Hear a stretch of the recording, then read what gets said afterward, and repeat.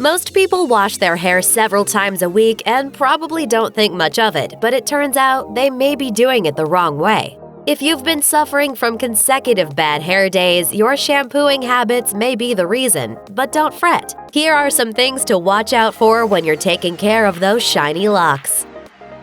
Bottoms up.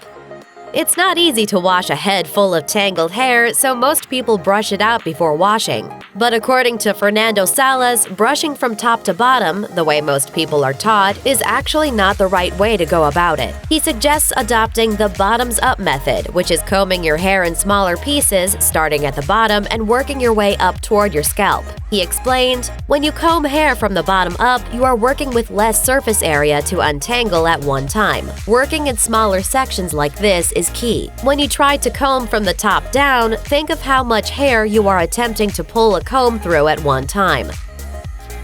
Hot water.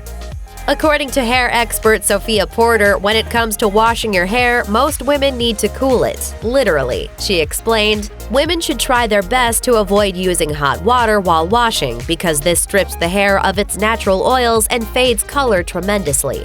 Stephanie Johnson of Fusion Studio in Dallas revealed that avoiding hot water is especially important for women with color-treated hair, saying, "The more hot the water, the more nutrients and color will be compromised. The cuticle is your protection, so protect it. Hot water on fine, damaged, or compromised follicles will be more damaging to the cuticle and hair. Rinse conditioners in cooler temperatures. However, you don't need to use cold water all the time. Washing in warm water is best for getting the gunk out of your hair, but then cool it down to rinse, sealing in moisture and adding shine." Hair type.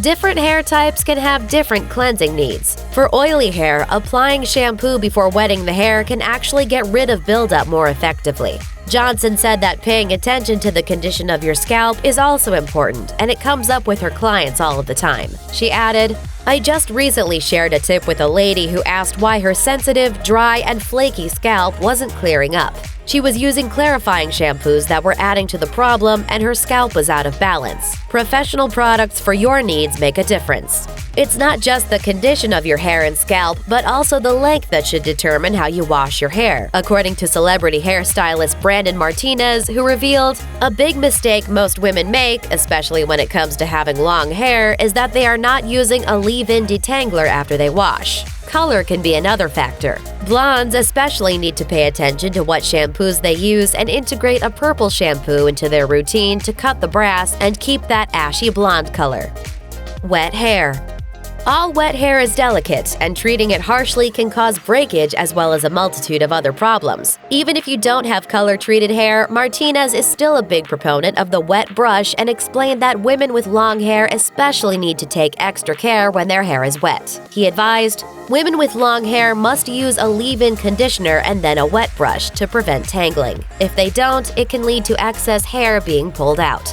He also added that teenage girls especially need to use detangler because they are bad at brushing their hair out anyway. Their hair is changing from child hair to adult hair, and I always find this hair easily tangles. Martinez also noted that putting your hair into a ponytail while it's wet is a major no-no, since wet hair is extra heavy, causing unnecessary breakage and pulling. Color care. Color-treated hair needs to be treated differently than regular hair. It can also require different products and tools. Martinez explained, "Color-treated hair is extra sensitive to pulling, which leads to breakage. Using a really good leave-in conditioner and a wet detangling brush, which every woman should have, will prevent breakage and unwanted tangling." Johnson says that women with colored hair in particular need to make sure they are buying the right products. She has noticed that many women take the wrong approach, spending significant amounts of money on getting their color done, then spending as little as possible on the products they use. It's just as important to invest in quality aftercare products. Rinsing improperly.